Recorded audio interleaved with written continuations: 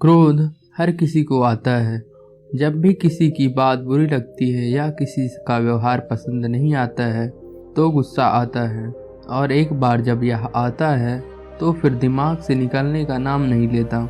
ऐसे ही आप उस घटना को लेकर बैठ जाते हैं, उसके बारे में सोचते रहते हैं, हर समय वही बात दिमाग में घूमती रहती है। आप किसी से कोई भी बात करें, वह घटना बीच में आ जाती है। ऐसे में आप ना चाहते हुए भी उस बारे में बात करने लगते हैं, उसकी शिकायत करने लगते हैं, और अगर उस समय वहाँ पर कोई बात करने वाला नहीं हुआ तो आप अपने आप से ही बातें करने लगते हैं, बड़बड़ाने लगते हैं। इस सब से उस व्यक्ति की सेहत पर तो कोई फ़र्क नहीं पड़ता, पर आपका नुकसान ज़रूर होता है।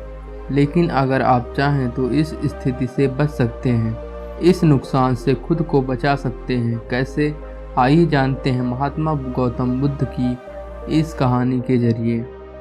एक बार की बात है, एक गांव में गौतम बुद्ध का प्रवचन चल रहा था। वे कह रहे थे, जब हम क्रोधित होते हैं तो दूसरों को नुकसान पहुंचाने की कोशिश करते हैं, लेकिन उस समय हम इतने आवेशित हो जाते हैं कि हमारी सोचने समझने की ताकत समाप्त हो जाती है। इसलिए क्रोध में हम सही निर्णय नहीं ले पाते और अपना ही नुकसान कर बैठते हैं। बुद्ध ने उस सभा में एक गुस्सैल स्वभाव के व्यक्ति को भी शामिल किया था। उसे बात बात पर गुस्सा आ जाता था।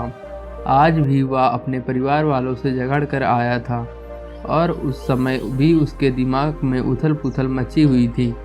इसलिए उसे बुद्ध की बातें अच्छी नहीं लग रही थी।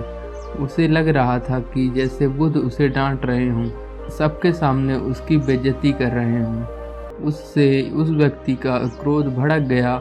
वह अपनी जगह से उठा और बुद्ध के पास जा पहुंचा। इससे पहले कि कोई कुछ समझाता, उसने बुद्ध के मुंह पर थूक दिया। यह देखकर वहां मौजूद लोग भड़क उठे और उस व्यक्ति के बारे में बुरा भला कहने लगे, लेकिन बुद्ध अभी भी अपनी जगह पर शांत बैठे हुए थे। उन्होंने अपना चेहरा पोंछा और बोले, क्या बात है वत्स, तुम्हें कुछ कहना है? उस व्यक्ति ने बुद्ध की कोई भी बात का जवाब नहीं दिया और बिना कहे वहां से चला गया। यह देखकर एक व्यक्ति से रहा नहीं गया। उसने बुद्ध से पूछा, महात्मन, उस मूर्ख व्यक्ति ने आपका अपमान किया और आपने उसे कुछ नहीं कहा? उसकी बात सुनकर बुद्ध धीरे से मुस्कुराए और फिर बोले, तुमने शायद उस व्यक्ति का चेहरा नहीं देखा। वह बहुत परेशान लग रहा था। मुझे लगता है कि वह किसी चिंता में घिरा हुआ था, इसलिए ऐसे परेशान व्यक्ति को क्या दोष देना। बुद्ध पर थूकने वाला व्यक्ति सभा से उठने के बाद अपने घर चला गया। वह दिन भर बेचैन रहा। उसे अपनी करनी पर पछतावा होता रहा। रात में भी वह सो नहीं पाया और बेचैनी में इधर उधर करवट बदलता रहा। अगले दिन फिर से वह बुद्ध की सभा में गया। वहां पहुंचते ही वह बुद्ध के चरणों में गिर पड़ा और रोने लगा। यह देखकर बुद्ध ने पूछा, क्या हुआ वत्स, क्यों रो रहे हो? वह बोला, मैं वही दुष्ट व्यक्ति हूँ जिसने कल आपका अपमान किया था। पता नहीं मुझे कल ऐसा कौन सा पागलपन सवार हुआ जो मैं ऐसी घृणित हरकत कर बैठा। कृपया मुझे क्षमा कर दें। बुद्ध बोले, कल की बातें तो कल ही समाप्त हो गई वत्स, कल के बारे में आज क्या सोचना। अगर मैं उस घटना के बारे में सोचता रहता, क्रोध करता, तो उससे सिर्फ मेरा दिल दुखता। तुम्हें कोई फर्क नहीं पड़ता, इसलिए बुरी घटना को याद रखना कोई समझदारी की बात नहीं है। इससे हमारी परेशानियां बढ़ जाती हैं और जीवन ठहर जाता है। इसलिए अप्रिय बातों और अप्रिय घटनाओं को भूलने में ही समझदारी है। जो व्यक्ति ऐसी घटनाओं को भूल जाता है वही जीवन में आगे बढ़ता है, और जो उनमें उलझा रहता है उसका जीवन चक्रव्यूह के समान हो जाता है, जिसमें से वह चाह कर भी बाहर नहीं निकल पाता है। दोस्तों, गुस्सा करना बिल्कुल ऐसा होता है जैसे कि जहर तो आप पिएं और कामना करें कि मर सामने वाला जाए।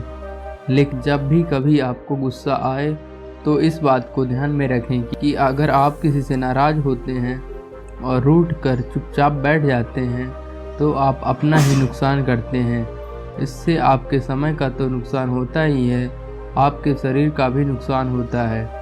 इसलिए अप्रिय बातों और अप्रिय घटनाओं को लेकर बैठना कोई हल नहीं है। बेहतर है कि उन्हें भूलकर आगे बढ़ें।